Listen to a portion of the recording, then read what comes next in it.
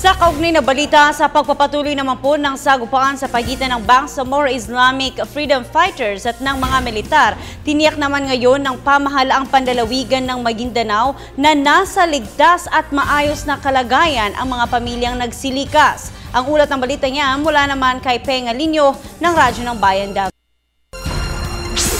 Ayon kay Colonel Dickinson Hermoso, tagapagsalita ng 6th Infantry Division, nauna na nilang ipinalikas sa maligtas na lugar ang mga mamayan na maaaring mapagitna sa kaguluhan sa pagitan ng mga miyembro ng Bangsamoro Islamic Freedom Fighter o BIFF, ilang Moro National Liberation Front o MNLF at ilang mga breakaway group ng Moro Islamic Liberation Front o MILF na kinakanlo ng kanilang mga kamag-anakan sa ilang bahagi ng Maguindanao.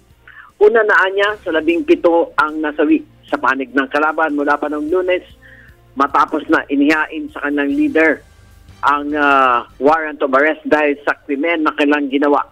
4 na sundalo naman ang naiulat na nasugatan na umabot na ngayon ay nasa maayos ng kalagayan.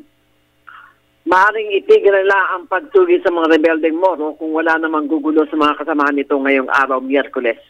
Una na niya may koordinasyon ng militar, pulisya at lokal na pamahalaan sa mga bayan kung saan una nang nakubkob ng pamahalaan ang pinagkukutaan ng mga rebeldeng Moro kung saan 2 umano sa mga leaders nito ang naganap na sagupaan ng Lunes hanggang kahapon Martes.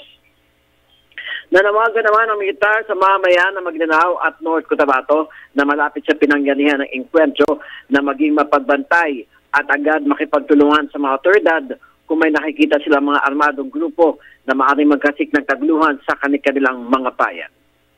Para sa Telebisyon ng Bayan, Peng Alinyo, Radyo ng Bayan, Davao.